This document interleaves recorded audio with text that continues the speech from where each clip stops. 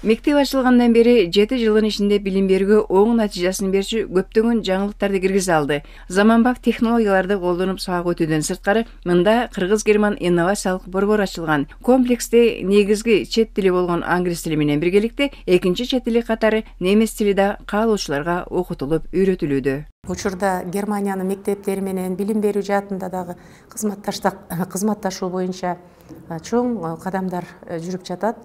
Бул боюнча бизде азыркы күндө 1 класстан баштап чет тили киргизилген, немис тилин каалоочулар ошол келечекте Германиядан барып билим алып, же болбосо немис тилдүү өлкөлөрдө билесиздер, азыр стипендианттар үчүн абдан сонун шарттар түзүлгөн.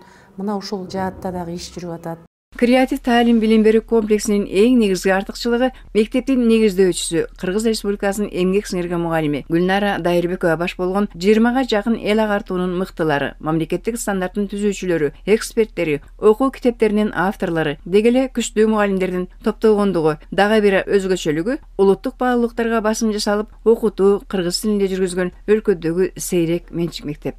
Учурда бир улуттук жаңылануу болуп атат десек да болот. Муну сиздер ошол ар бир ата эненин ошол балдардын терең билим менен бирге улуттук баалуулуктарга басым койгон, улууларды сыйлаган, нарыкты билген, салтты билген, өзгөчө бир тарбиялуу балдардын болушун каалаганданбы, айтор ата энелер балдары менен агым болуп келип жаткандыгы дагы ошондон окуу процесси дагы ошого ылайыкталып түзүлгөн.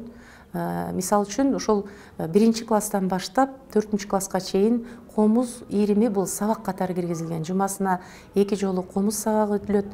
Андан тышкары шахматтагы сабак катары киргизилген. Себеби бул акыл эмгегинин өнүгүшүнө, логикасынын, ой жүгүртүүсүнүн өсүшүнө абдан чоң салым кошулган.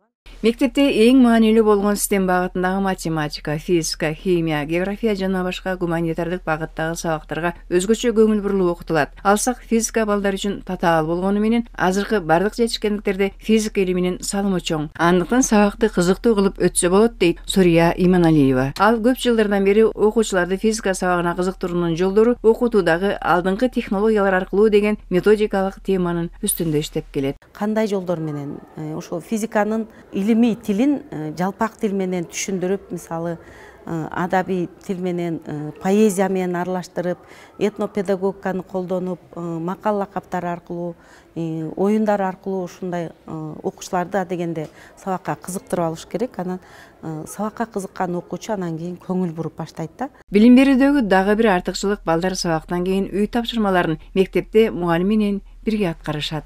Сабактар бүткөндөн кийин биз 5:30-4:30 чейин үй тапшырма жасайбыз. Үй тапшырмаларды жазап бүткөндөн кийин ал жакта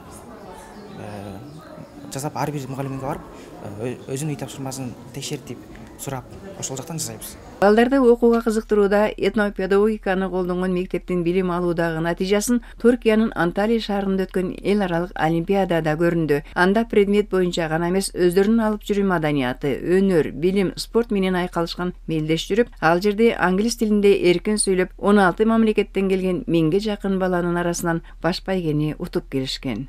Ар тараптан жеңишке ээ болгон 16 медаль менен биргеликте гран-прини жеңип, биздин ошол 16 балага быйыл июнь айында 10 окуучубузга Анталия шаарында 20 күнгө эс алууга жолдомо берди да. Бул албетте башка балдар үчүн дагы абдан чоң мотивация болду.